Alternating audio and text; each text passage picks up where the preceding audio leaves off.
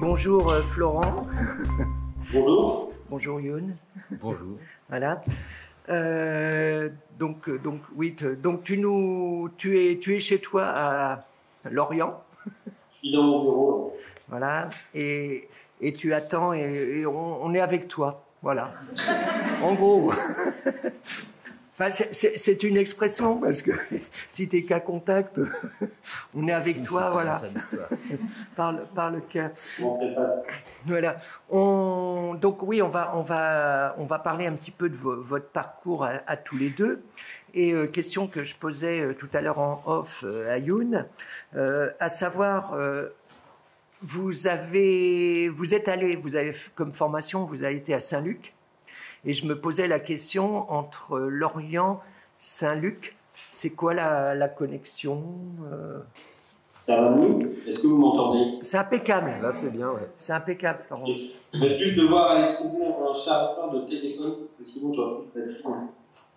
Je reviens tout de suite. Vas-y, je réponds pendant ce temps-là. Voilà. Et donc, Benjamin, qui avait fait Saint-Luc, a tourné. Qui a une sœur aussi, je pense, qui avait Gaëlle, qui est peintre, qui habite aussi à Lorient, enfin juste à côté. Et donc, je pense que c'était des influences assez fortes pour Florent quand il était gamin aussi, ces dessinateurs-là, de sa famille et tout. Et donc, il avait, en fait, d'après ce que j'en sais, lui, il avait plus ou moins son truc, il savait qu'il allait à Saint-Luc déjà depuis longtemps, quoi. Un petit mot sur Saint-Luc.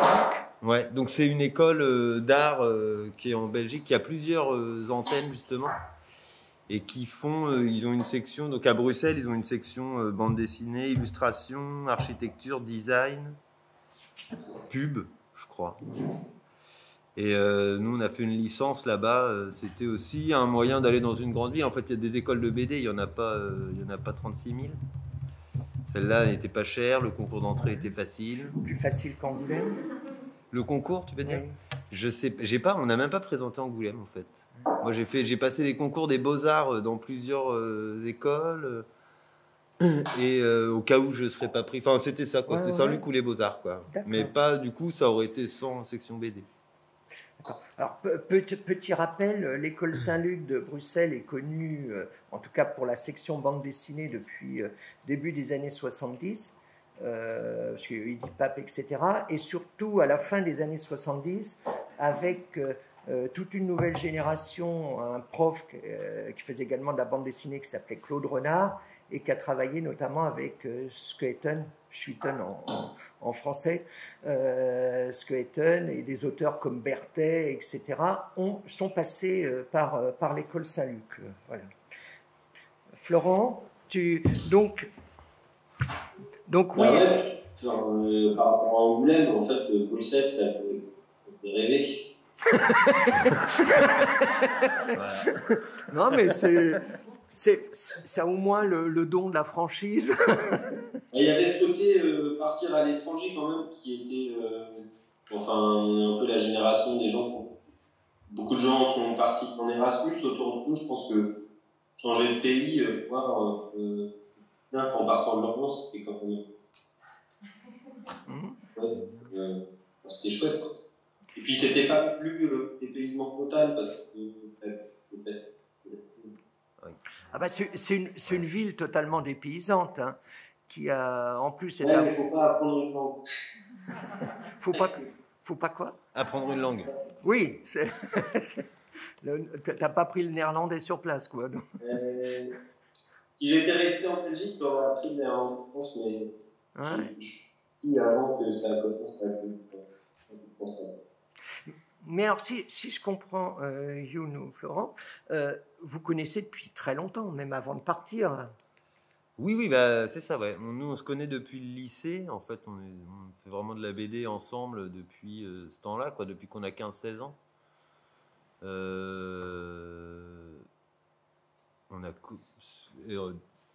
Du coup, enfin, notre manière de travailler aujourd'hui, qui est pas si courante, quoi, de dessiner tous les deux, de tout faire ensemble et tout.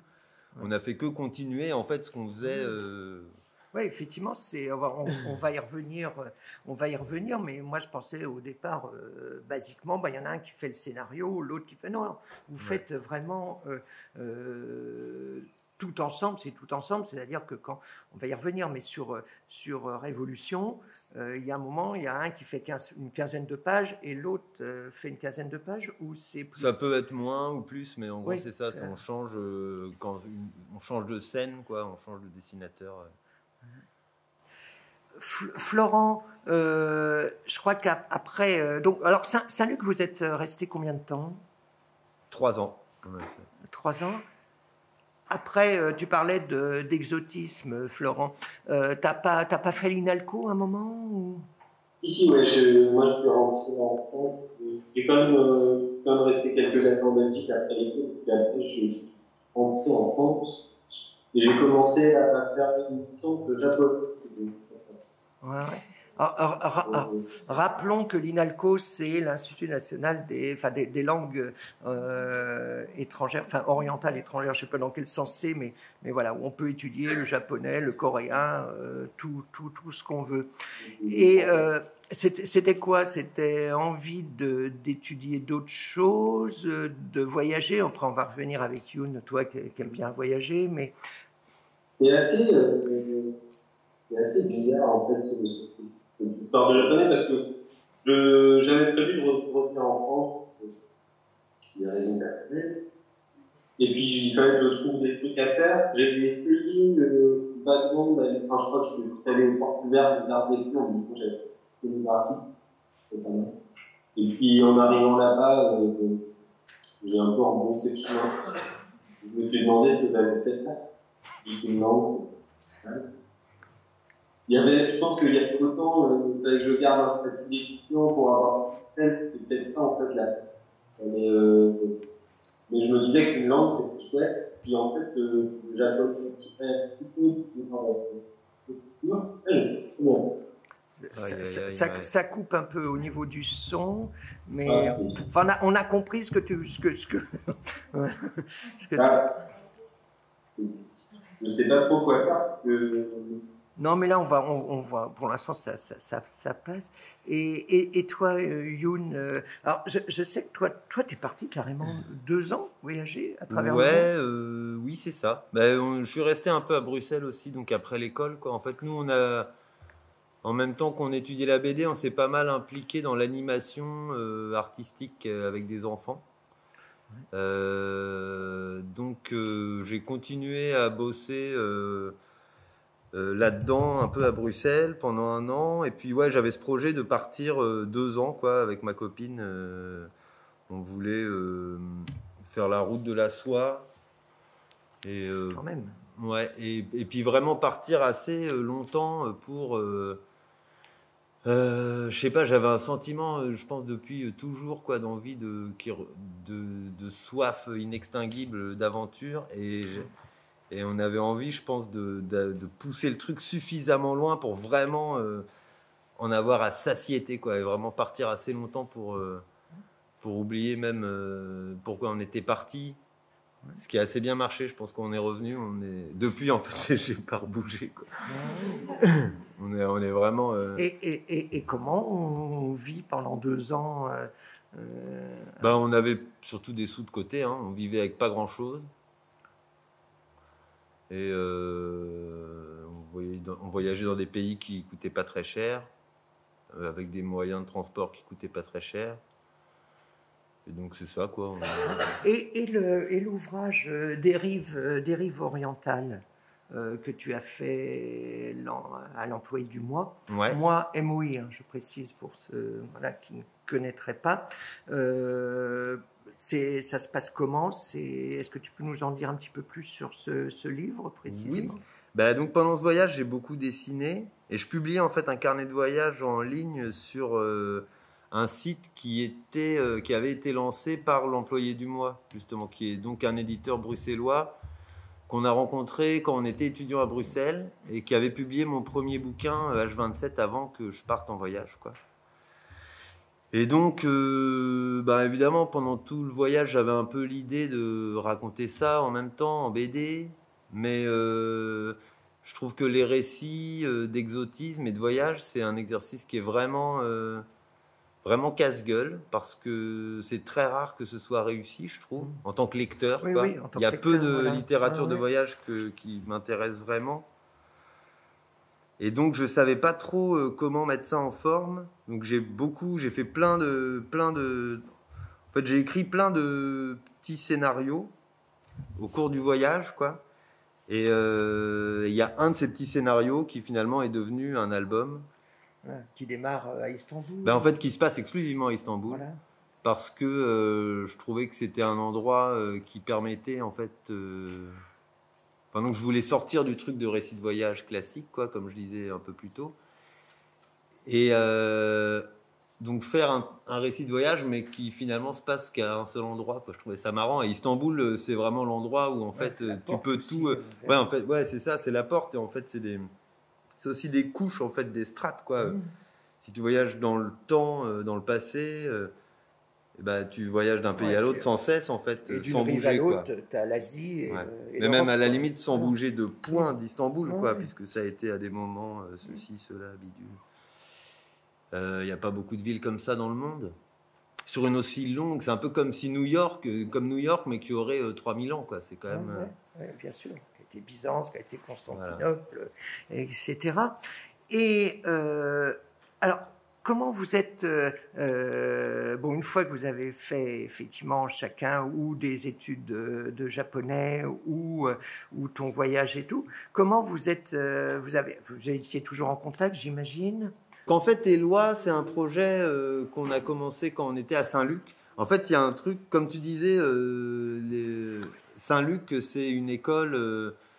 c'est un peu l'école de la bonne vieille BD belge aussi, quoi. C'est-à-dire que c'est une espèce d'institution comme ça, et c'est un sentiment qu'on avait bien quand on était là-bas. C'est-à-dire que c'était super intéressant, en partie parce qu'on a rencontré beaucoup de gens très intéressants, en fait, qui n'étaient pas toujours nos profs, qui étaient nos profs, entre autres, quoi.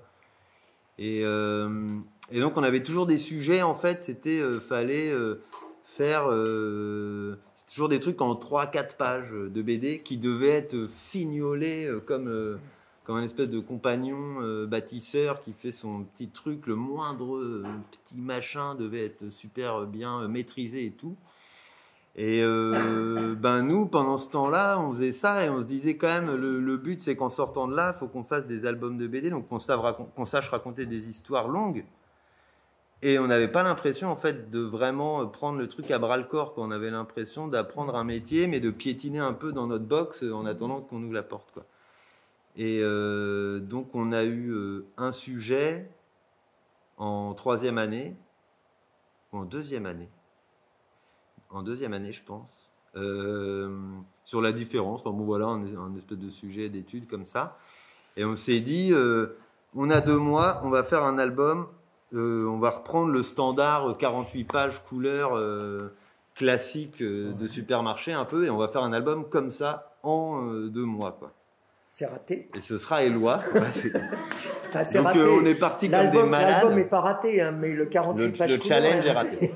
Donc au bout de 2 mois, en fait, on avait une histoire d'une 60aine de pages, storyboardée, assez précisément, quoi, mais donc qui était que au crayon, quoi, et dessinée à 4 mains. Un peu comme on fait Révolution, ou un peu, on dessinait sur les mêmes pages, je pense. Et ce projet-là, on l'a proposé à plusieurs éditeurs, dont certains se sont été intéressés, mais bon, c'était pas le bon moment et tout. Et en fait, les années qui ont suivi, on a gardé cette idée de faire cette BD, quoi. Et on a reproposé une version qui a été prise nulle part. Et puis à ce moment-là, moi, je partais. Et en fait, pendant que j'étais en voyage, Florent a voyagé pas mal aussi, hein, pendant cette période-là, sur des périodes un peu plus courtes, mais il est allé au Japon en particulier et tout, plusieurs mois. Et en fait, on a ressorti Éloi, et c'est pendant que moi j'étais en Colombie, parce qu'on a fait la route de la soie, mais un peu par la Colombie, normal, un peu prolongé, quoi, en Amérique du Sud. Et en fait, il avait recommencé à dessiner. On a réécrit le scénar à ce moment-là, sur une base où c'est lui qui dessinait, puisque moi, j'étais pas là, quoi. C'était vraiment ça le truc, en fait, quoi. Et on a refait un dossier qui a été accepté par Thierry Grunstein de Actes Sud l'an 2. Voilà. pendant que j'étais encore en voyage. D'accord. Et donc Florent a commencé à dessiner Ouais. Éloi tout seul. Et cette BD-là est sortie en 2012, donc... Alors, ça raconte, c'est l'histoire d'un enfant kanak arraché à sa terre natale par un scientifique français. Mais comme tu parlais, effectivement, la différence à la fois de culture, la façon dont les scientifiques français, à l'époque, on aurait pu dire Cuvier, il y en a d'autres, sont pas, au nom de la science, on fait quand même quelques saloperies, en gros, je résume, ou je me trompe. Non, je sais pas, moi. C'est ton avis, hein. Bah oui, non, c'était un peu ça le truc. En fait, c'est pas tant. D'ailleurs, la couverture est assez manifeste. C'est pas tant une BD malgré le titre, quoi. Donc, c'est le nom de baptême donné à Éloi, mais qu'en fait, on ne sait pas son vrai nom. Donc, il donne son nom à l'album, mais à la fois, c'est pas tant un album sur lui que sur la manière dont les autres se le représentent, quoi. C'est vraiment ça le truc, quoi. C'est qu'en fait, nous, on n'a pas la réponse qui est Éloi. Donc on a essayé d'en faire un jeune. En fait, le truc, donc, c'est que lui, il est convaincu d'embarquer dans ce 3-mâts qui repart vers la France en quelques mois, par ce scientifique qui, au début de l'histoire, est un personnage plutôt positif. Il fait des cartes. Lui, il étudie, il est en train de préparer sa grande théorie sur l'évolution, quoi. Et on se rend compte au début, on en a un point de vue plutôt lumineux, et puis en fait, au fur et à mesure, on donne un autre point de vue sur ce mec-là, c'est-à-dire il change un peu parce qu'il supporte très mal le bateau, donc il pète un peu un plomb aussi, c'est vrai. La traversée, c'est un truc très dur pour ce docteur-là. Mais c'est aussi on décentre un peu le regard sur lui. En fait, vu d'un autre angle, c'est quand même vachement moins humaniste, quoi. En tout cas, c'est plus limité dans ce qu'il considère finalement comme humain, quoi, presque. Mais il y a aussi toute l'atmosphère du bateau, le côté un peu confinement, c'est un mot un peu actuel. Ouais. Mais c'est ça, il y a ce côté huis clos. C'est ça, c'est un huis clos, mais un peu de fait, quoi. Puisque c'est sur un bateau. Il y a donc, en fait, ça raconte surtout le trajet du retour et la manière dont on projette sur Éloi ce dont on a envie, selon qu'on est marin, qu'on est curé, et qu'on est aussi des personnes, des individus, quoi. Et il y a toute une réflexion sur, justement, à contre-courant du certain positivisme où la science est le progrès. Il y a vraiment ce personnage, comme tu dis, je veux dire, au départ, il est plutôt sympathique, oui, il fait le job, entre guillemets, et puis il y a beaucoup puis il y a le fait que c'est un vrai travail de mise en scène, quoi. Alors ça se passe comment, justement, cette mise en scène vous faites des cases, ça se passe sur un bateau, l'espace est restreint, vous en discutez, vous faites un storyboard, vous faites un ping-pong. Oh oui, c'est beaucoup de ping-pong. Entre nous, beaucoup de réécriture, quoi. On fonctionne vraiment beaucoup comme ça, c'est-à-dire qu'on refait toujours la même scène pas mal de fois, quoi. On écrit l'histoire, puis on la reprend. D'ailleurs, Éloi, c'est là pour en témoigner, le fait qu'il y a eu plusieurs versions. C'est un album sur lequel on a travaillé pendant 7 ans. Donc, tout en faisant des voyages, tout en faisant plein d'autres trucs. Mais c'est dire, quoi. C'est un espèce de travail de fond, comme ça. En fait, c'est un truc, ça, qui est venu un peu au fur et à mesure. Moi, je m'y attendais pas trop au départ. Peut-être que Florent, il a peut-être un peu lui qui nous a emmené à approfondir ça, c'est le souci documentaire, quoi. C'est-à-dire que moi, j'étais fan tous les deux d'ailleurs, on est fan de, je sais pas, Isaac le Pirate, ou les trucs comme ça, tu vois, où en fait ça se passe sur un bateau, de Christophe Blain, qui est une histoire de pirate sur un bateau. En fait, ça pourrait se passer, on s'en fout en fait du bateau. C'est autant une histoire de bateau que Lucky Luke et un western, quoi. Enfin, c'est cette espèce de décor comme ça. Je sais pas comment dire, mais je pense que Blain, peut-être, en plus, il s'est probablement renseigné et tout, mais il y aurait limite pas besoin. Enfin, c'est vraiment un décor. Son histoire, elle est sur des personnages qui en fait pourraient aussi bien être contemporains, qui sont d'ailleurs très contemporains, quoi. Et c'est quelque chose de très satisfaisant, quoi. Alors, nous, on a glissé dans le truc de finalement, on s'est beaucoup documenté sur le bateau, on s'est beaucoup documenté sur l'époque, et on en est venu à se dire un des enjeux de ce qu'on veut faire, c'est de montrer ce qui n'est pas contemporain, quoi, y compris dans les mentalités des gens.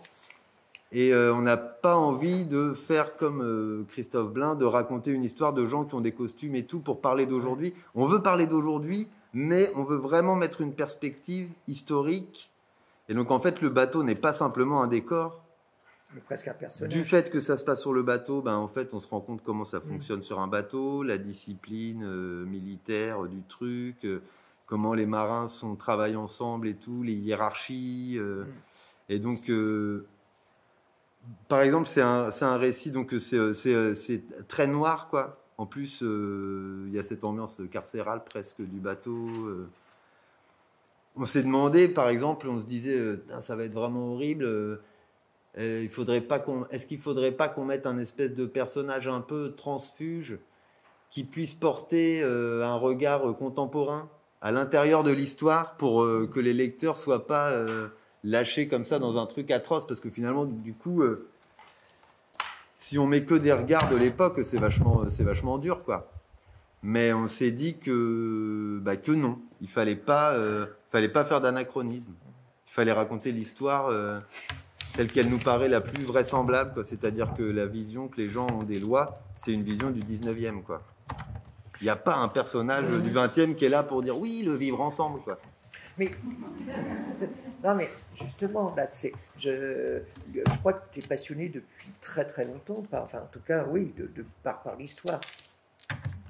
Alors, ouais. On a remis Florent juste en audio, bah oui. pas en vidéo. Ah ouais, bah c'est cool ça. Et on va voir si ça... On ne le voit plus, mais on l'entend normalement. Bon, c'est important quand même. Voilà, c'est important. Merci. Vous m'entendez ? On t'entend très bien. Ouais. On t'entend très bien. Eh bien, écoute, on a commencé à parler avec Youn de Éloi, en disant que c'était effectivement toute cette dimension huis clos, le fait, cette volonté de pas avoir un regard, enfin un personnage contemporain, mais plutôt vraiment de se baser sur la mentalité de l'époque et tout. Enfin, je sais pas si je traduis bien ce que tu viens de dire. Et toi, ton regard justement sur Éloi, parce que je crois que vous étiez pas au même endroit quand ça s'est fait. Enfin, vous avez fait un ping-pong, mais Youn me disait que toi, tu avais voyagé au Japon. Évidemment, toi, tu avais été à Colombie et tout. Ça se passe comment cette collaboration? Parce que c'est quoi? C'est par le net? Ça se passe comment? Moi, il me semble que je sais plus quand Youn est rentré, mais le projet il est resté assez semblable à celui qu'on avait prévu de faire. Donc, on avait un découpage assez précis sur lequel je me suis basé pour refaire les planches, quoi. Je me demande, c'est vrai que je me souviens plus très bien comment est-ce qu'on a bossé ensemble au final. En fait, on a pas mal rebossé après mon retour. Ouais, c'est ça que je me souvenais plus trop. Ouais. Je pense qu'on a c'est là qu'on a fait une session d'écriture assez longue. C'est ça. Ouais. En fait, donc, c'est ça. On avait le scénario et puis je pense que ça a attendu. Florent a dû dessiner ou travailler le dessin ou je sais pas la doc ou peut-être le début qui était plus précisément écrit et on s'est refait une phase d'écriture tous les deux. Une fois que tu étais rentré. Une fois que j'étais rentré. Ouais. À distance. Hein. Non, pas beaucoup. Ouais. Voilà. Et cette passion de l'histoire. Donc Youn me disait que toi, ça fait longtemps que c'est un de tes centres d'intérêt. C'est le même cas pour toi, Florent? Ouais, c'est venu au fur et à mesure. En fait, je pense que moi, je n'ai pas, j'ai jamais eu l'impression. Enfin, en tout cas, je me suis pas dirigé vers des études d'histoire et tout, mais je crois qu'à force d'écouter des podcasts en travaillant sur des dessins, et puis Eloi a été une manière de mettre le pied à l'étrier un peu, parce que quand on a commencé, on ne connaissait pas grand-chose. Je pense que petit à petit, on a fait, on s'est intéressé un peu au sujet, mais je pense qu'on n'a pas du tout fait le travail qu'on fait actuellement sur Révolution autour d'Eloi. C'est vraiment quelque chose qui est venu, c'est une méthodologie qui se construit, je pense, au fur et à mesure, quoi. C'était pas... c'est plein d'habitudes qu'on prend, d'aller voir dans des bouquins, de se renseigner, puis maintenant, on a la possibilité assez facilement de contacter des gens sur tel ou tel sujet.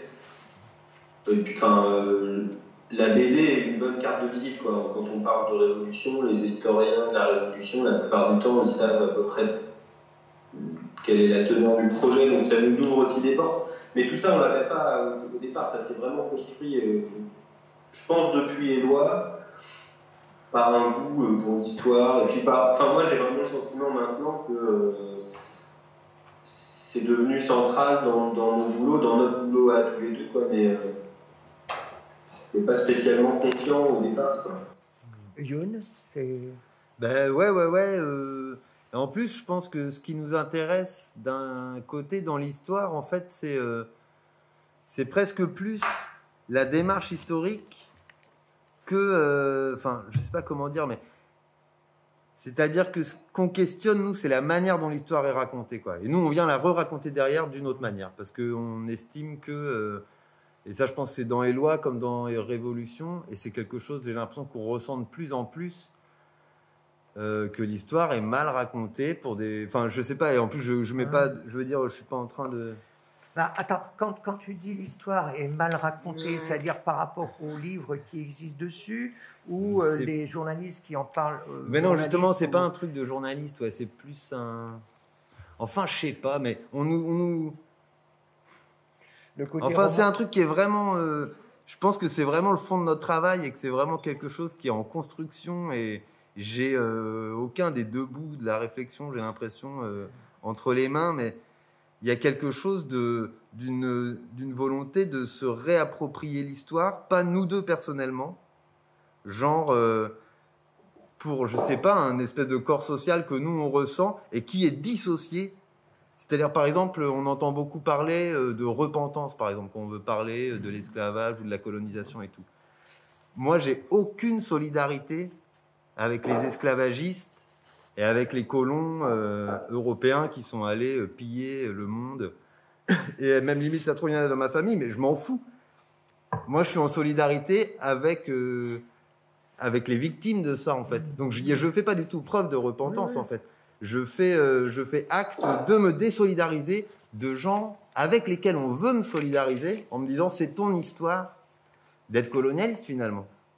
Et si je questionne ça, ça serait une manière de me repentir ou de me sentir coupable, mais j'ai aucune culpabilité de ça, quoi.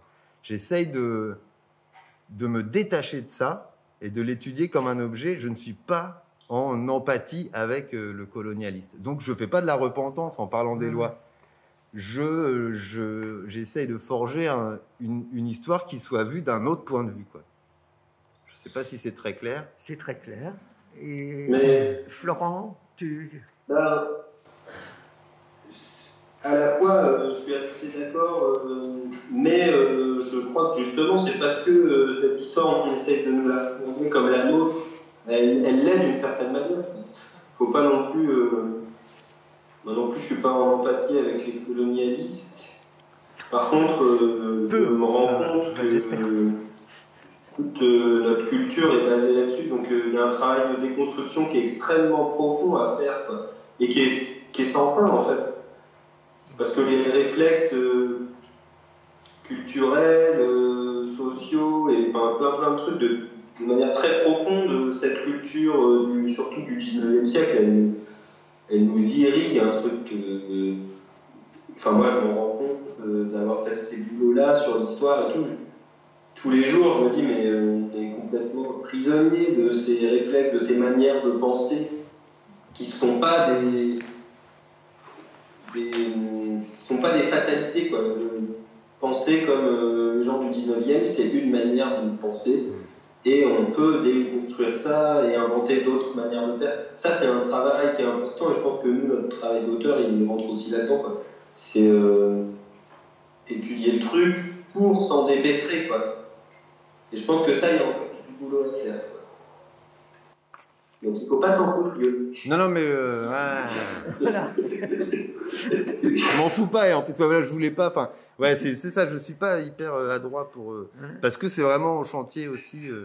Alors, tu parlais justement de voir un petit peu, tu évoquais le 19e, enfin là maintenant on va faire quelques années en arrière, on va venir tout simplement à la Révolution. Comment cette idée, cette envie de traiter de la Révolution française est arrivée? Il y en a un qui a été déclencheur plus qu'un autre. Ça se passe comment, Youn, Florent? Eh bien, oui, c'est Youn qui est plutôt arrivé avec cette envie-là. Ouais. Et moi, j'ai tout de suite eu envie de savoir ce qu'il allait faire de ça, de la. En fait, encore une fois, Youn disait tout à l'heure qu'on nous raconte assez mal l'histoire. En tout cas, je pense que sur la Révolution française, c'est le cas la plupart du temps. Il y a peu de récits intéressants, je trouve, à part. C'est difficile parce que ces dernières années, il y a eu des trucs super chouettes. Mais quand on a commencé le projet et plus globalement, quand on nous a raconté l'histoire de la Révolution française quand on était à l'école, les récits étaient super limités, quoi. Et encore hier soir, je me suis infligé le premier quart d'un film qui s'appelle Chouan. Mais en plus, il y a Philippe Noiret et tout, il y a Lander Wilson, enfin ça pourrait être un film pas mal, c'est Philippe de Broca, je crois, qui est réalisé. Et j'ai pas été très loin dans le film parce que c'était exactement tous ceux contre quoi on s'est dit qu'il fallait qu'on fasse cette histoire sur la Révolution, quoi. C'est-à-dire que ça commence en Bretagne, et puis le 14 juillet est annoncé et tout à coup tout le monde porte des cocardes, tout le monde crie et puis c'est la liberté. Et évidemment les nobles, les vilains nobles se mettent à comploter presque instantanément. Et puis tac, il y a une pause et puis on est en 93 et voilà. En fait, ce genre de récit... ça fait moi, c'était un peu le sentiment que j'avais, quoi, dans l'éducation qu'on a eue autour de la Révolution. Elle montrait la crise de la Bastille avec des gens qui avaient des drapeaux tricolores, des sans-culottes, qui étaient pauvres, qui se battaient contre les riches nobles pour enfin... il y avait vraiment un truc hyper simpliste, hyper fallacieux, en fait, sur le déroulement de la Révolution française. Et puis, qui en plus, ça sent un peu le truc en costume, les gens sont habillés de manière assez ridicule, surtout les pauvres. Et c'est ça qui m'a donné envie, quand tu m'en as parlé, de me dire quelles seront les images qu'il va mettre là-dessus, comment il va ressusciter cette époque que je sentais assez confusément qu'elle allait être hyper intéressante visuellement, graphiquement. Et Youn, toi, alors j'ai lu que tu, en fait, quand tu étais en Malaisie, ouais. tu avais reçu un paquet de livres envoyés par un de tes copains ou un ami qui voulait entre guillemets entretenir ta culture politique. Ouais, ou qui voulait que je garde le lien. C'est un copain qui est venu me rejoindre en Malaisie. Donc c'était pendant ce voyage de 2 ans là. Et il avait 3 bouquins, je crois, pour moi, de la part d'un autre copain qui était à Saint-Luc avec nous d'ailleurs. Et donc, tu avais une biographie de Bakounine, une biographie de Robespierre, et la troisième, je me rappelle assez orienté. Ce que c'était. Ah, c'était assez orienté. Ouais. C'était surtout pour pas que j'oublie la lutte des classes, quoi.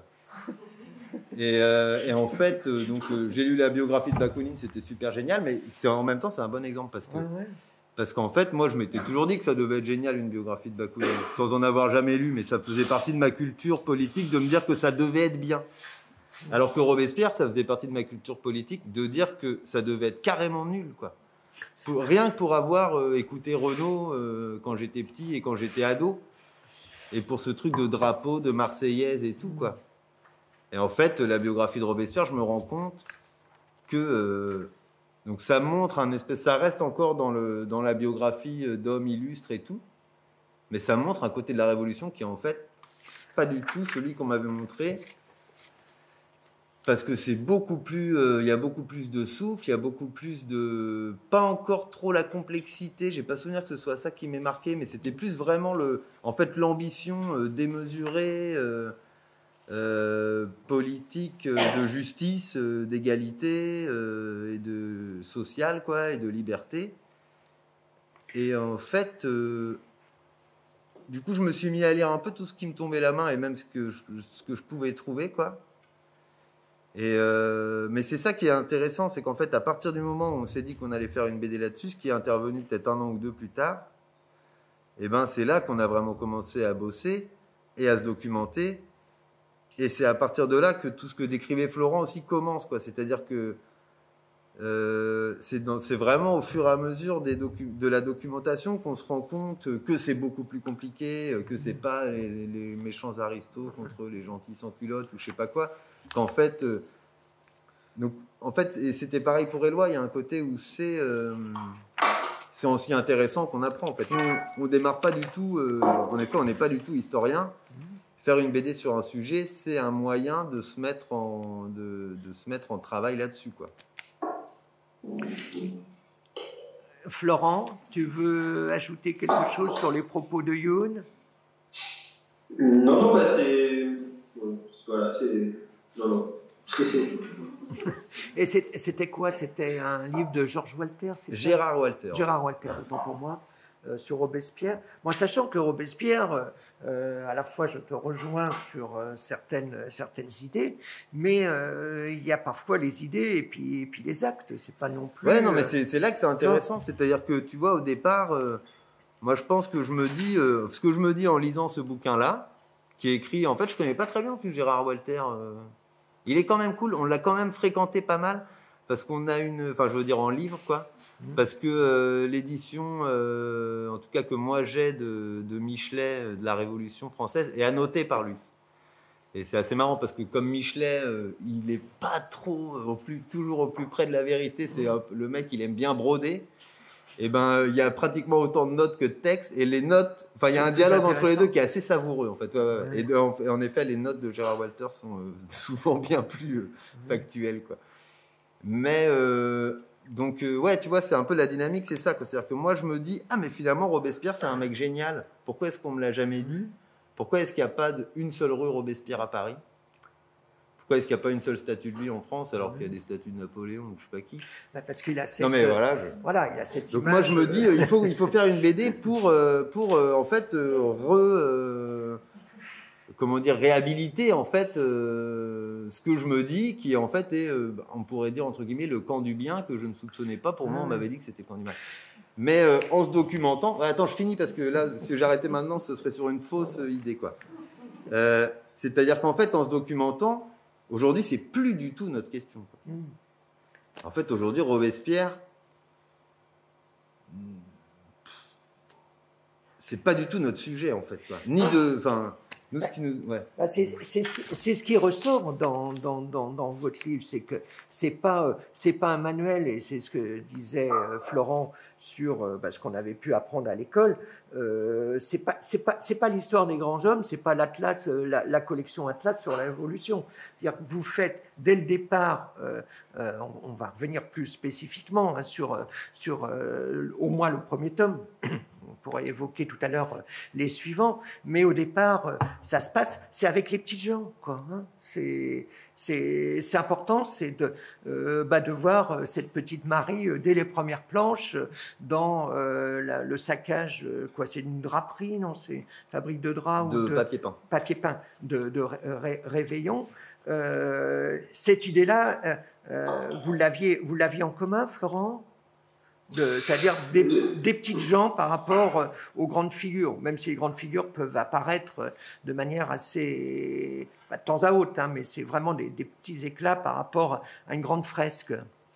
Ouais, bah, c'était important d'avoir toujours quand même quelques petits repères, c'est-à-dire que les gens, si on les laisse dans une histoire où il n'y a plus aucun repère, plus aucune figure connue à laquelle se raccrocher, c'est compliqué. Par contre, je dirais pas qu'on a voulu faire d'emblée quelque chose sur les petits, sur les gens qui seraient volontairement enfin quelque chose d'un petit peu misérabiliste, quoi. Non, nous on s'est simplement attaché à prendre des personnages soit qui existaient mais qui ne sont pas très connus et que tout le monde a un peu oublié, soit des inventions totales mais qui nous permettent de mettre en scène des gens qui n'ont pas laissé de traces, quoi. Parce qu'en fait, raconter la vie de gens qui sont connus, il y a déjà plein de... C'est difficile en fait de faire de la fiction avec la vie de quelqu'un.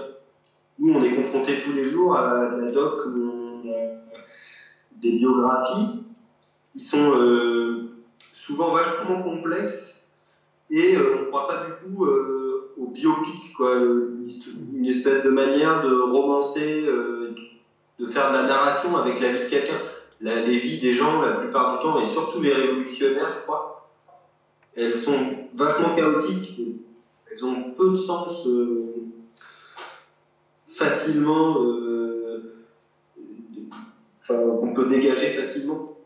Donc en fait, on s'est tenu assez loin comme ça des personnages à biographie, parce qu'il aurait fallu ruser tout le temps, ou alors vraiment inventer, et puis partir dans un truc complètement d'invention.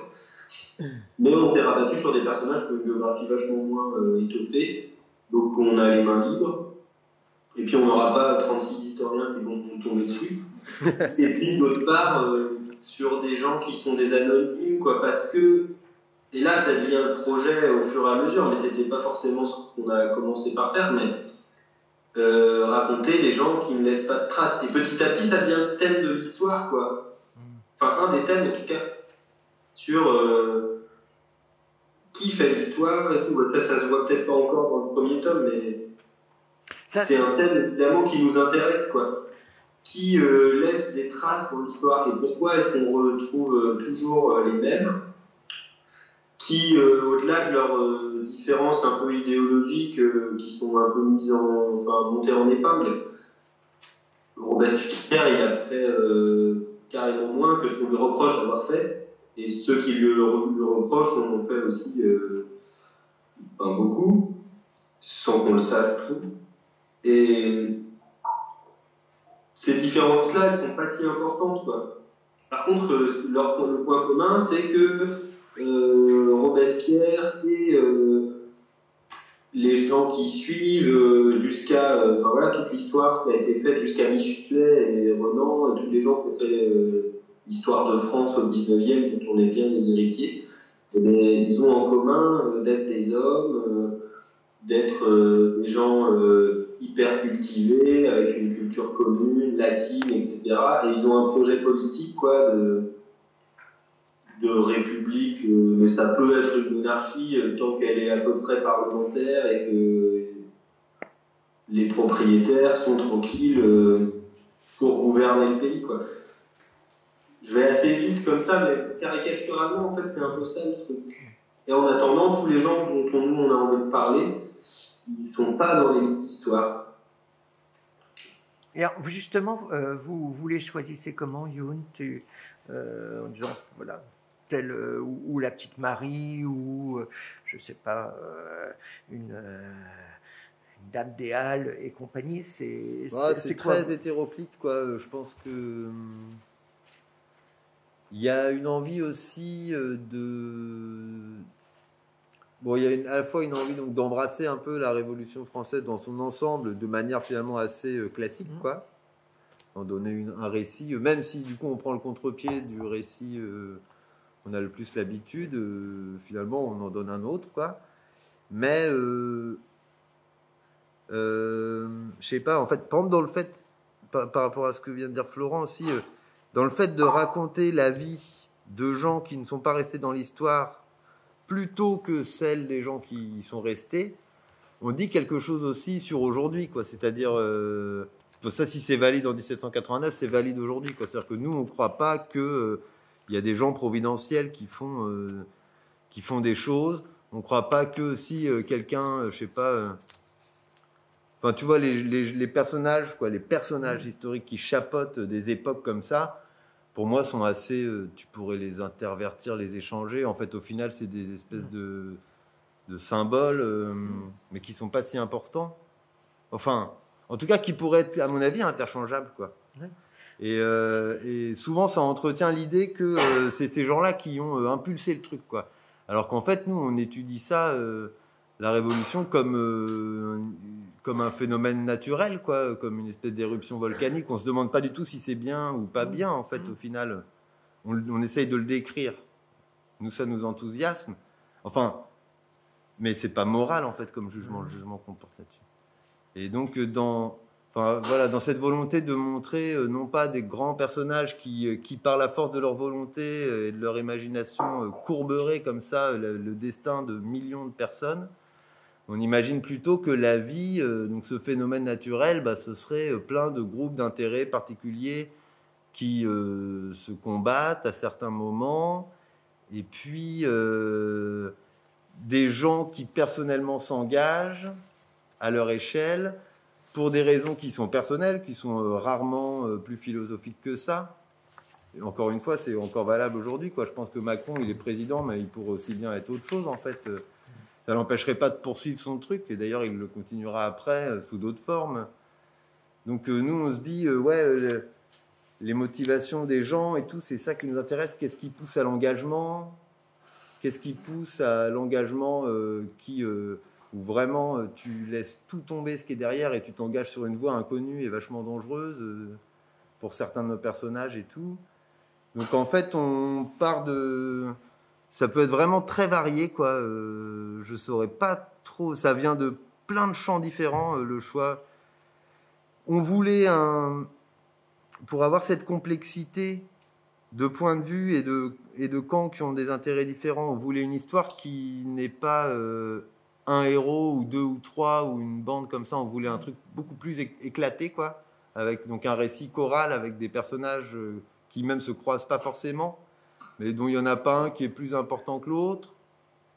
Par exemple, c'est pas parce qu'il est gentil qu'il est plus important que le méchant, ou parce qu'on l'aime bien qu'on va le favoriser. On prend beaucoup d'attention à ne pas favoriser les petits chouchous, quoi, par rapport à les autres. Un petit peu quand même, pour certains. Ouais, c'est vrai que la petite Marie, on a envie...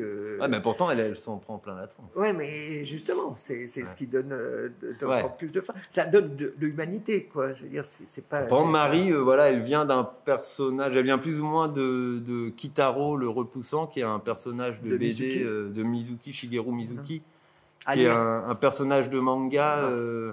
qui est un petit garçon, un espèce de petit garçon très fantomatique, en fait, qui communique avec tous les fantômes et tous les esprits, qui est pote avec tous les esprits, et qui est dégueu, quoi, qui vit vraiment dans des cimetières. Chez Cornelius. Ouais.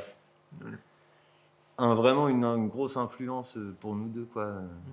Donc Marie, elle vient de là, tu vois, t'en as qui viennent de gens qu'on voit à la télé tous les jours, t'en as qui viennent de ces lectures historiques sur la Révolution, qui sont des personnages un peu de second plan, qu'on est allé débusquer pour les mettre en avant, pour aussi renouveler un peu la galerie. Il y en a un qui ressemble un peu à Zemmour, je me trompe? Non, tu ne te trompes pas, c'est clair. Voilà, donc ça peut venir comme ça, ouais. Voilà. C'est un truc, et il y a beaucoup de gens qu'on connaît aussi qui jouent dedans. Quand je te parlais du courant d'air dans la librairie à Paris, le libraire, c'est Nathanaël Pym, quoi. Donc c'est un des personnages de notre BD. Je vais vérifier. Tiens, une librairie, tu peux aller. Je vais vérifier sur place. Florent? Ouais. Voilà. Est-ce que t'es d'accord ou tu veux réagir sur ce que dit Youn sur les personnages, comment voilà ils prennent corps ouais, c'est comme tu disais, c'est vraiment chaque personnage a un peu son histoire, sa genèse. c'est difficile de systématiser le truc, quoi. On n'a pas une recette pour créer des personnages, quoi. Souvent, c'est le télescopage de pas mal de choses, quoi, qui nourrissent, comme disait Youn, il y a beaucoup de gens, en fait, qu'on connaît, qui sont dedans, même s'ils n'ont pas les traits du personnage, quoi. Et parfois, c'est l'inverse, ils ont les traits du personnage, sauf que c'est quelqu'un qu'on ne connaît pas forcément, mais dont on a envie de développer un arc, quoi, une espèce de manière de se déployer, quoi, dans l'histoire. Et souvent, comme disait Yul, effectivement, de s'engager, donc de prendre... parce qu'il y a quand même quelque chose qui est passionnant dans la Révolution, c'est que tout à coup, les gens se mettent en danger assez fort, quoi, pour faire valoir leurs droits. Et puis, exiger un changement, quoi, dans une direction ou dans une autre. Et ça, c'est quand même un peu le thème principal de la BD, quoi. Les gens qui prennent sur eux de se mettre en danger, quoi, pour exercer leur liberté politique, quoi. Mais moi, je dirais qu'à la lecture de certaines scènes, enfin en tout cas du premier tome, vous me coupez si je dis une bêtise, moi ça m'a... Quand je l'ai lu, c'était au moment où il y avait justement les défilés à la crise ou non, des gilets jaunes, et tu voyais certains qui se défendaient avec parfois maladroitement ou non, mais avec leur tripes, et tu avais l'impression que tu avais des similitudes ou non, même si bon évidemment quand vous avez imaginé votre histoire, on n'en était pas là, mais est-ce que ça, vous avez pensé un peu la même chose ou j'ai une bêtise, Youn? Eh ben, ouais, non, c'était très particulier pour nous parce que ça a commencé juste au moment où on venait de finir la BD, quoi. Et en tout cas, c'était tout ce qu'on avait essayé d'imaginer. Je sais pas comment dire, mais c'était en tout cas vraiment notre sujet d'étude. Donc, c'est pas, j'en sais rien en fait. Moi, j'étais pas en 1789, donc en fait, je sais pas du tout si ça ressemble. Mais par exemple, tu vois, dans les trucs qu'on voulait un peu renouveler sur l'imaginaire, il y avait cet épisode du 14 juillet qui est toujours, disons, qui est mis tout au sommet comme ça de la Révolution, alors qu'en fait, les 3 jours qui précèdent, les Parisiens en fait se portent à l'assaut du mur qui entoure Paris, quoi. Et parce qu'en fait, à l'époque, tu as des péages à toutes les portes de Paris, quoi. Et si tu veux faire rentrer un truc, tu payes un droit. Et donc, toutes les marchandises à l'intérieur de Paris sont vachement plus chères qu'à l'extérieur. Et donc, ça, on peut imaginer. C'est un mur vachement neuf, avec les portes, c'est des trucs hyper colossaux et tout, tu vois. Et en plus, les mecs qui touchent si vous voulez, le péage, c'est pas un impôt comme c'est censé être aujourd'hui, quoi. C'est-à-dire que c'est des gens qui ont le droit de percevoir ce péage, quoi. Et donc, ils se le foutent dans les poches, littéralement, quoi. Il n'y a pas d'autre raison que de nourrir les riches, quoi. Et donc, en fait, les gens, ils commencent par brûler les barrières de Paris, quoi, pour pouvoir rentrer et sortir de Paris sans payer, quoi. C'est ça, en fait, l'événement fondateur du truc. La prise de la Bastille, elle arrive après dans cette espèce de tourbillon de folie. Mais les gens, ils se nourrissent pas de concepts, quoi. Ils sont pas là, genre, vas-y, on va attaquer le truc le plus dur à attaquer, parce que c'est ce qui se voit de plus loin et que ça fera un beau symbole, tu vois. Ça fera une belle image, mais oui. Donc, en ça, les gilets jaunes, en tout cas, quand les péages gratuits, tout, tu vois, il y avait des trucs dans ce que moi je voyais à la télé depuis chez moi, ou ce que je lisais dans la presse et tout, qui clairement, j'avais l'impression de voir ce que j'avais essayé d'imaginer, quoi. Florent? Alors, moi, ça a été un peu bizarre parce que vous allez croire qu'on est tout le temps en voyage, mais je suis partout en voyage, notamment au Japon. Ouais, mais c'est bien. Pour les gilets jaunes, c'est normal au Japon. Non, je plaisante. J'ai une connerie, je suis désolé. Vous coupez. Non, Oui. non. Donc oui, Florent.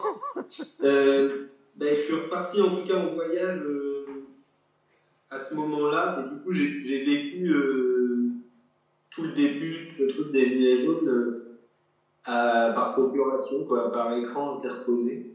C'était assez étrange parce que voilà, je sais pas du tout comment j'aurais pu vivre le truc d'ici, de l'intérieur un peu plus. Je pense que ça aurait changé pas mal ma perception du truc, quoi. Mais c'est sûr que on a vu tout à coup plein de parallèles et nous, notre boulot de reconstitution de 89, avec nos moyens, on va dire, culturels et intellectuels, bah, ça ressemble aux manifs de Gilets jaunes, quoi. Les gens dont on montre la vie ils ressemblent aussi, quoi. Alors, est-ce que c'est parce qu'on a raison ou est-ce que c'est parce qu'on n'est pas capable d'imaginer autre chose? Je ne sais pas. Mais en tout cas, ouais, le fait, ça ressemble pas mal, quoi. Bon, après, il y a plein de différences et il ne faudrait pas non plus faire des parallèles trop évidents. Ce qui est marrant, c'est que par contre, non seulement il y a pas mal de créateurs et de créatrices qui se sont intéressés à reprendre le récit de la Révolution en même temps que nous, mais en plus, les gens sur les ronds-points et dans les manifs de Gilets jaunes, ils ont réinvesti cette histoire de 89. Il y avait vachement tout à coup de références à cette période, parce que c'était latent, en fait, je pense depuis longtemps, mais ça faisait longtemps qu'il n'y avait pas eu, depuis le bicentenaire de 1989, je pense qu'il n'y avait pas eu de référence à la Révolution dans cette proportion-là. Donc, ouais, je sais pas, une espèce de nectus social, et on est pris là-dedans, nous, mais on est 70 millions à être pris là-dedans, sans doute. Oui. Et au niveau documentation, là, d'abord sur le fait de certaines scènes que vous aviez pas forcément envie de parler de la prise à Bastille. Je crois qu'à un moment vous aviez même envisagé d'un personnage qui prend une cuite, qui pendant 3 jours roupille et après on lui dit ah bah oui, en fait on a pris la Bastille. Oui, on voulait faire ça, ouais. On trouvait ça très malin. En fait, on l'a fait. Pas si ouais. D'ailleurs, on le fait. C'est ça. En fait, il y a un de nos personnages qui fait ça, hein. Et quand il sort, la Bastille est tombée, quoi. Voilà. Mais vous la représentez quand même. Mais on a quand même représenté. Bah oui, c'est tout un jeu en fait, un peu de qu'est-ce que tu donnes, qu'est-ce que tu donnes pas. Et c'est quoi? C'est votre liberté à tous les deux, où il y a aussi un moment un feedback de l'éditeur Thierry Grandstein, ou pas du tout, où il vous laisse carte blanche. Ah ouais, on a total carte blanche. Ce qui est déjà une liberté totale. Ah ouais. Parce que ce projet, quand même, il va totaliser quoi, 1000 pages à la fin. Ouais, c'est ça. Voilà. Et c'est passé, peut-être pas comme une lettre à la poste, comme un colis à la poste. Non, aujourd'hui, il est proposé 1000 pages. Ouais. Bon, ok, il y avait eu Hello avant, mais c'est un challenge quand même. À quel niveau tu veux dire Parce que quand on voit la difficulté parfois de proposer un projet sur un livre et tout, là c'est carrément une fresque, vous êtes deux. Il y aura le premier volume, il fait 300 et quelques pages, 360, je ne sais plus. En total, ça va faire et tout. C'est raconter la Révolution. Enfin, vous parliez de Michelet ou je ne sais pas quoi, mais c'est pas rien, quoi. C'est un engagement pour plusieurs années, parce qu'il y a toute l'énergie, toute la documentation derrière, et ça m'a l'air... évidemment, c'est plus facile maintenant de dire que, comme le bouquin a eu le prix du meilleur album, bah oui, c'était évident qu'il fallait le faire, mais c'est pas évident aujourd'hui de se dire, tant mieux, parce que ça avance. Je sais pas si je me fais... je sais pas trop.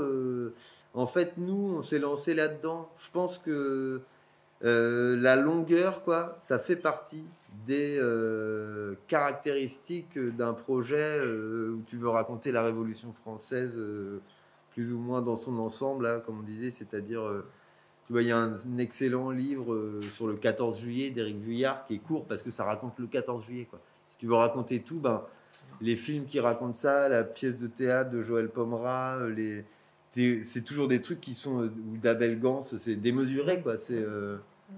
Et donc, tu es obligé de faire un truc énorme, ou bah, Michelet, comme on disait, même les bouquins d'historiens hein, que nous on se tape, c'est des trucs costauds, c'est clair. Les mecs qui racontent pas ça, on prend 150 pages. Quoi.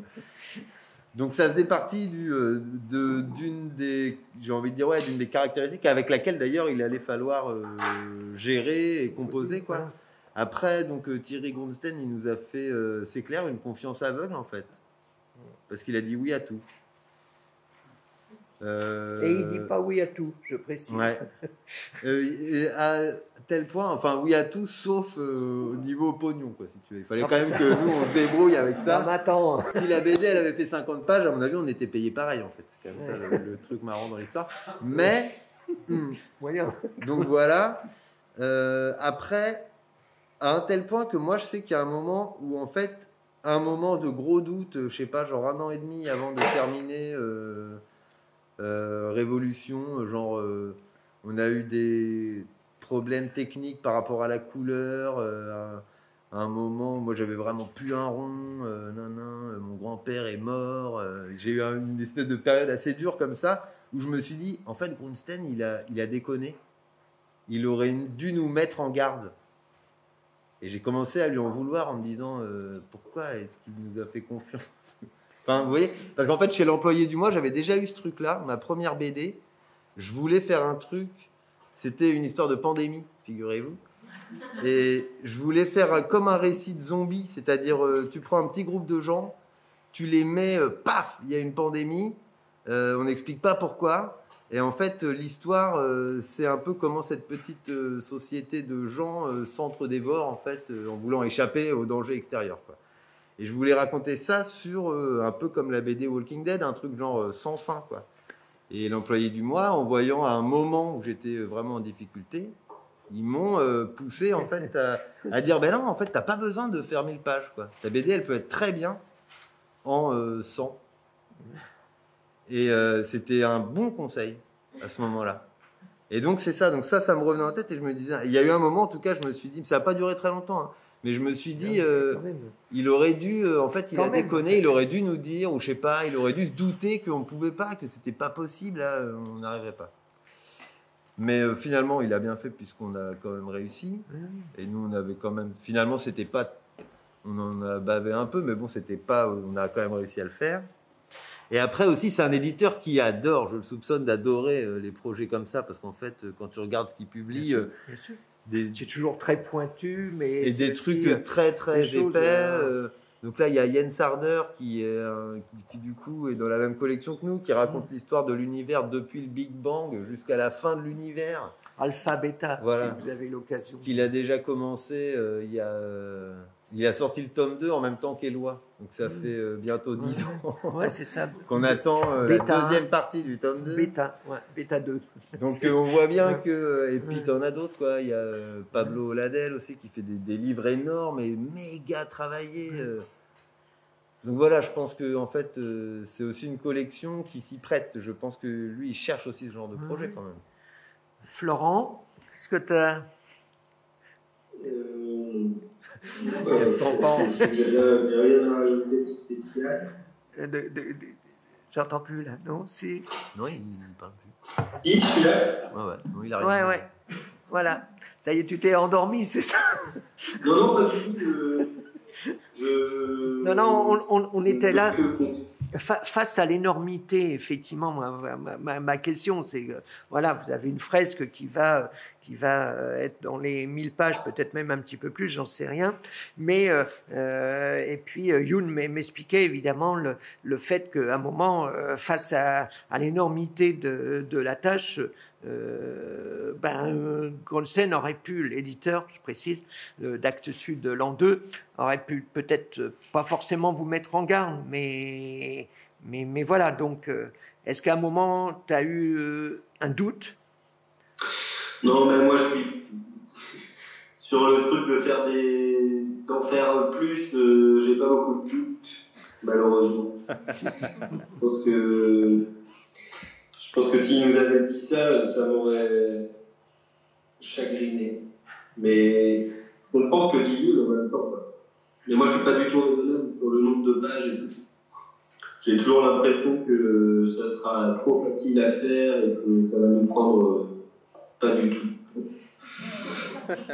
Et d'une certaine manière, c'est assez.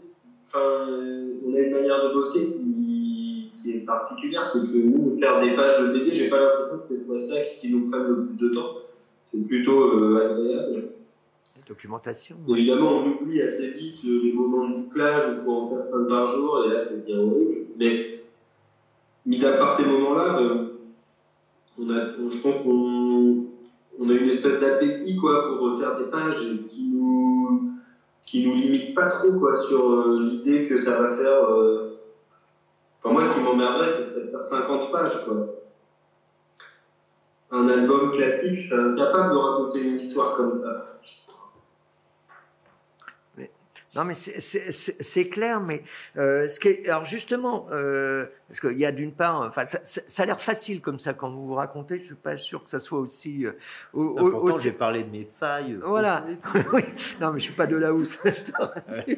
Voilà. Mais globalement, voilà, c'est qu'on s'aperçoit que au-delà, effectivement, du découpage, du scénario, des ping-pong, il y a derrière tout ça, il y a un énorme travail et de plaisir sûrement aussi, de recherche documentaire, de trouver, de remettre non pas les pendules à l'heure, mais je sais pas, un moment tu parles, je sais pas si c'est pas la garde nationale ou je sais plus, mais c'est un moment au niveau des uniformes. En fait, il y a pas d'uniforme parce qu'il y a que dalle, donc c'est fait de briques et de broc. Ça vient d'où justement ou de lecture, ou c'est une réflexion, le fait que bah non, ils peuvent pas être tous propres sur eux, ou ce que tu disais sur les pantalons classiques qu'on voit dans toute l'imagerie. Vous en discutez, ça se passe comment? Ça, c'est exactement le genre de détails qui, en fait, ne sont pas pour nous, parce que c'est pour ça qu'on a envie d'insister sur le fait que c'est pas parce que le 14 juillet, les gens ont couvert la Bastille que le lendemain, ils ont tous un uniforme. En fait, les uniformes, du tissu, faut le coudre, faut décider de la coupe, du motif, tout ça a une espèce de poids symbolique pour les gens qui est hyper important. Et dans le film dont je parlais tout à l'heure, Chouan, c'est marrant parce qu'on montre un mec qui fabrique des cocardes le lendemain, le jour même de l'annonce de la prise de la Bastille, en Bretagne, quoi. Et je trouve que ça fait quand même aller assez vite en besogne, quoi. Et c'est dommage parce que c'est bien de montrer ça, mais il faudrait que ce soit un peu plus réaliste, quoi. Montrer aussi qu'il y a eu des hésitations, que pour certains, là dans le film il le montre, c'est un business. Il y a plein de gens qui font du business avec ça, comme du merchandising autour de la Révolution, c'est un peu l'invention enfin peut-être pas l'invention, mais... Donc tout ça, pour nous, c'est ça qui fait le cœur du récit presque. Autour de ça, on voit des histoires de gens qui sont hyper importants aussi, mais qui sont tissés avec une espèce de réalité matérielle, quoi, qui va souvent en contradiction avec les grandes idées magnifiques et impressionnantes qu'il y a dans les discours. Youn, tu es d'accord avec ça? Bah ouais, c'est ça. Je pense qu'en fait, ça devient vraiment la matière première de notre histoire, quoi. C'est pas simplement du décor, quoi. En fait, c'est vraiment là qu'on va trouver ce qu'on préfère, quoi. Enfin, ce qu'on préfère raconter, quoi. Et donc, au niveau, tiens, d'ailleurs, au niveau, tout à l'heure, tu l'as vaguement esquissé, au niveau de la mise en couleur, ouais, justement. Et à un moment, il y a des personnages, enfin, tu as l'impression que pour faire ressortir tel personnage dans une foule, choses comme ça, vous jouez, peut-être justement là aussi, toujours le ping-pong, cette idée d'une couleur prédominante, ou ça se passe comment? Parce que ce livre, en fait, est à la fois, il a l'impression parfois qu'il est en 2-3 couleurs. Oui, en effet, il y a peu de couleurs.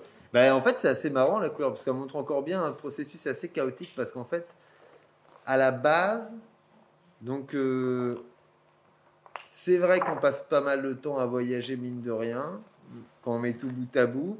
Et dans ces moments-là, c'est des moments où on dessine et dans lesquels on fait de l'aquarelle pas mal, tous les deux, quoi. Et pas que en voyage d'ailleurs, mais on a une pratique comme ça du dessin d'observation à l'aquarelle. En fait, qui nous a donné envie, je pense, au départ, de faire révolution en se disant, ce qu'on va chercher à produire comme effet, c'est d'être comme si on était, en fait, qu'on avait dessiné la BD carrément dans les rues pendant la Révolution, quoi, à Paris. Donc avec notre petite boîte d'aquarelle et notre crayon, quoi. C'était vraiment ça qu'on voulait faire. Et donc on dit ça à notre éditeur, nickel, et tout parfait. Et en fait, après, on dessine la BD.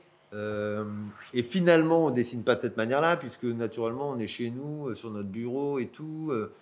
Donc finalement, ce côté-là. Et puis d'ailleurs, on fait nos pages d'abord en noir et blanc, donc à la plume, au pinceau et à l'encre de Chine, en se disant on les colorisera plus tard. Donc déjà, ça, c'est ce qu'on fait pas dans la rue. Donc ça montre qu'en fait, sans l'avoir voulu, on s'est un peu éloigné de cette envie-là, finalement. Et à un moment, on arrive, donc on se dit, on a à peu près dessiné tout l'album et on commence à coloriser à l'aquarelle, quoi. Et en fait, là, on se rend compte avec notre éditeur que ça fonctionne pas, que c'est pas terrible. Vous avez déjà fait beaucoup de choses? Ouais, on en a fait pas mal, ouais. Mais surtout, tu vois, ça faisait 3 ans. Moi, c'est pour ça qu'à ce moment-là, j'ai un peu pété un câble, quoi, parce que ça faisait 3 ans que j'étais là, aquarelle, tu vois. Et en fait, là, Thierry nous dit, bah non, en plus, il est assez cash comme ça, il nous dit non, l'aquarelle, les gars, laissez tomber, c'est nul à chier, quoi. Et ça donc là, on est éditeur cash. Ouais, donc il dit pas de gros mots cash, comme ça. Je n'aime pas le terme parce qu'il donne pas de sous. Mais bon. Non, mais bon, je vous le dis.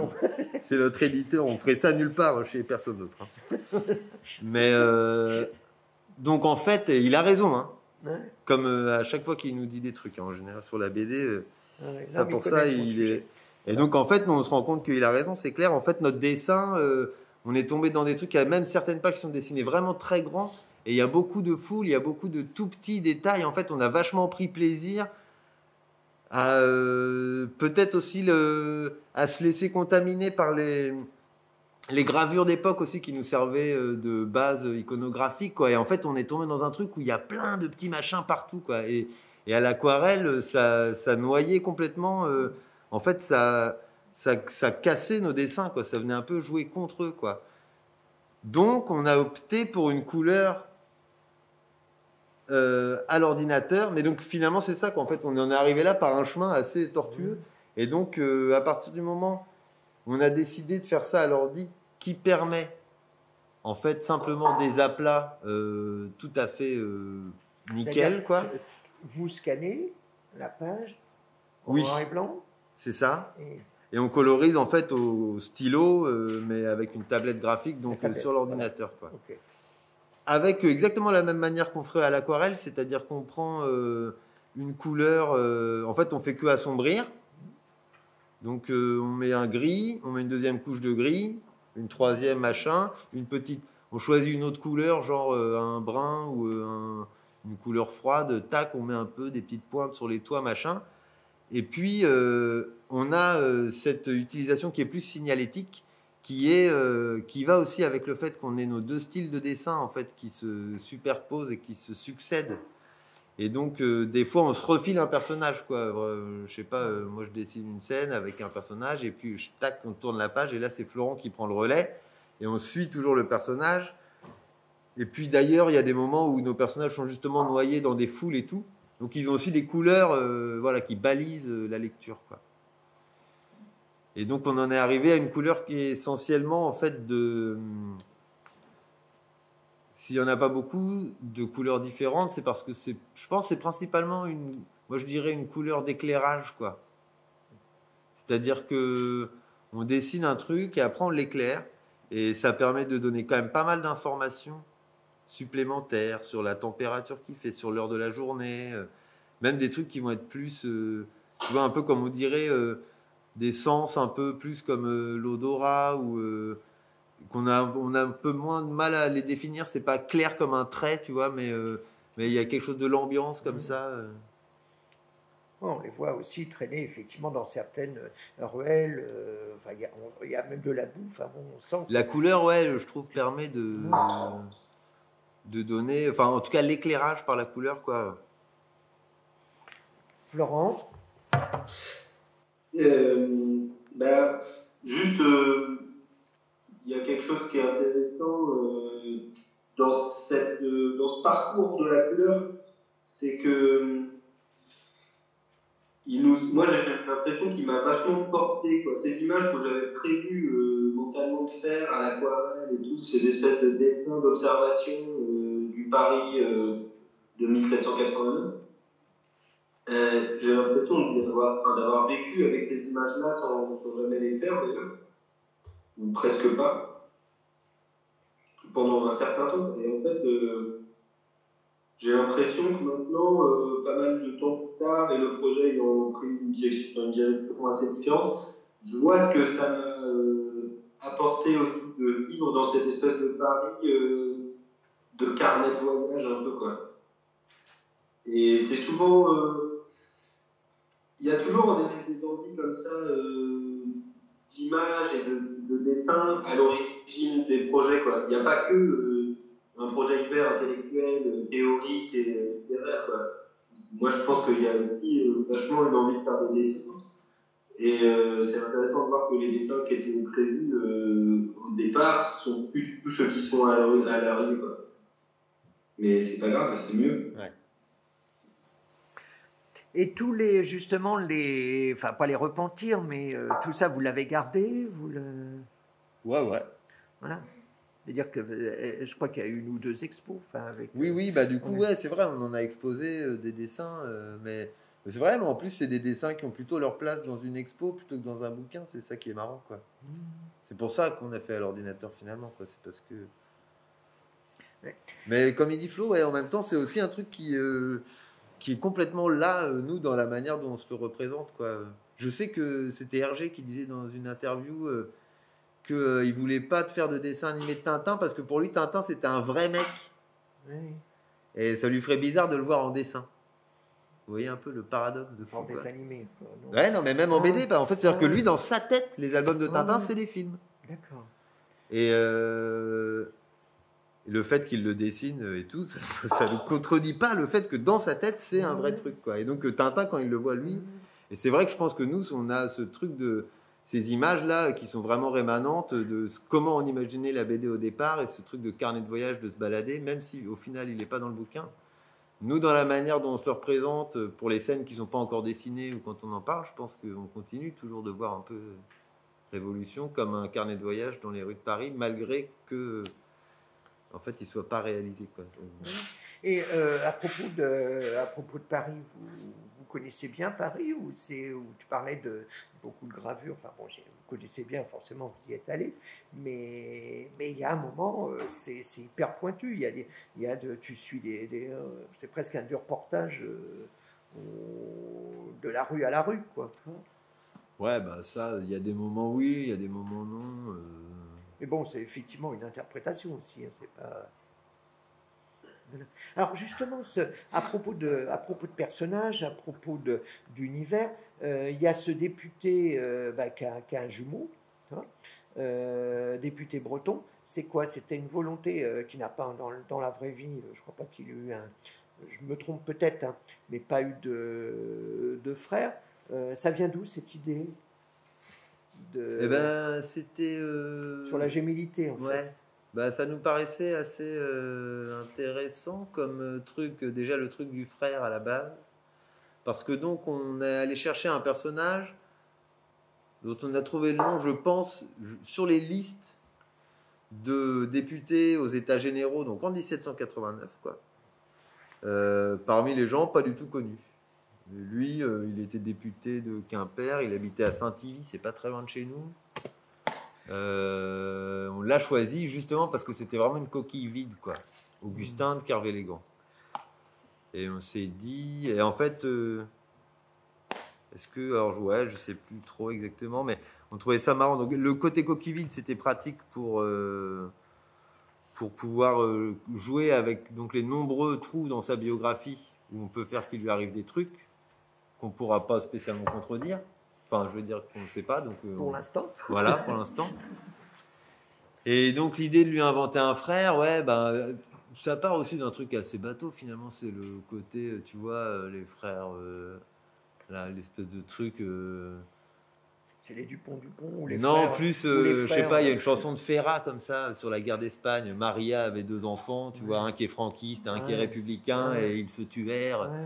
Il y a un côté un peu. Bon, il y Mais en a non, un qui ils s'appelle sont- Abel. ils sont- Ouais, non, c'est ça. Tu vois, donc il y a cette espèce de voilà de Janus quoi. En fait, et en fait le fait est que donc au départ Augustin il est à fond dans la politique. Abel il arrive à Paris, ça l'intéresse pas du tout. Et puis il va s'engager. En fait, hein. Ouais, il va parce qu'en tout cas lui il a vraiment pas du tout de préoccupation politique quoi, à ce qu'il croit en tout cas. Et en fait, il va s'engager en politique et puis ils vont se retrouver en fait sur des bancs différents quoi. Et donc à un moment où ça va devenir compliqué. Et qu'est-ce que je voulais dire tiens. Et donc, on saura. Florent, tu veux ajouter sur Augustin, je vois que c'est vrai qu'il y avait ce truc de moi j'ai un frère jumeau et je pense, je sais pas, ouais, je dirais, il y a ce truc de frère tiraillé dans la Révolution qui va être un peu bateau. D'ailleurs, je pense que c'était un peu le scénario du film de Broca. Le film sur les chevaux, ouais. Il est habillé pour l'été, lui. Hein. Mais pourtant, c'est pas mal. Non, mais sûrement. Et puis de Broca, j'ai vu aussi un film avec Belmondo qui est vachement bien. Non, mais vas-y, excuse-moi. Non, mais cette idée des 2 frères, c'est intéressant aussi parce que ça fait quand même des gens qui sont pas que des ennemis, quoi. Justement, en fait, c'est pas tant Abel et Caïn que ça, quoi. Ouais. Ils sont obligés de faire des compromis, de se dire des choses. Et finalement, les 2 frères, là, ils sont pas très proches dans leur manière d'être. Mais par contre, ils se parlent, ils se connaissent bien. Donc ça, c'est pas mal aussi d'avoir des personnages qui se connaissent les uns les autres. Parce que sans ça, dans notre histoire, les personnages, la plupart se découvrent. Il n'y en a pas beaucoup qui ont un espèce de point d'appui. Et c'est intéressant d'avoir ça dans une histoire. Les personnages peuvent s'éclairer les uns les autres. Et ça, c'est vachement important. Il y avait une volonté aussi de jouer avec ce truc qui est un peu, ouais, je sais pas comment dire, mais un peu impensif finalement des jumeaux. Donc il y avait la volonté d'en jouer. En effet, il y a le fait que dans la famille, c'est un endroit où tu peux surmonter tes différents politiques, quoi. Donc être pas du tout d'accord politiquement avec ton frère, et puis pourtant c'est ton frère, et puis ça ne fait pas que tu vas forcément t'entretuer ou de plus te voir, quoi. En fait, tu peux rester vachement proche. Et puis il y avait aussi le jeu, en fait, qu'il y a certains personnages qui les confondent. Et ça, c'est assez marrant, parce qu'en fait, il y a une espèce de jeu avec le fait qu'est-ce qu'ils sont vraiment d'eux. Ce qu'on pose effectivement la question en tant que lecteur. Donc dans la BD, nous, il n'y a pas d'espèce de twist où tu te rends compte que le mec était schizophrène et qu'en fait, il n'a pas de frère. Mais on s'en fout, en fait, il n'y a pas besoin de le mettre, ce twist. Il est là un peu en espèce de sous-main, c'est-à-dire que la Révolution française, il y a les 2, quoi. Donc il y a plus que 2 même, mais parce qu'il y a une confusion volontaire comme ça. Quand Patriote, en tout cas, est bien séparé, quoi. Je pense que s'il y a une opposition qui est assez, qui est bien illustrée par ces 2 frères-là, c'est ça, c'est 2 visages de la Révolution enthousiastes, quoi. Eh bien, écoute, c'est une bonne conclusion parce qu'on n'a pas de faire des signes de sémaphore comme quoi on arrive au bout. Vraiment, Florent, un immense merci, et puis évidemment, Youn, un immense merci à toi aussi. Juste, Merci beaucoup. voilà, on attend juste le tome 2 et le tome 3. Le tome 2, c'est prévu Pour l'année prochaine. pour l'année prochaine. Bon, Florent, fais attention à toi. Tout va bien. Et voilà. Et puis, vraiment encore un grand merci. Merci à vous aussi, évidemment, cher public. Et puis, Merci à tous. et puis à très vite. Merci beaucoup. Allez, salut. Merci. Merci.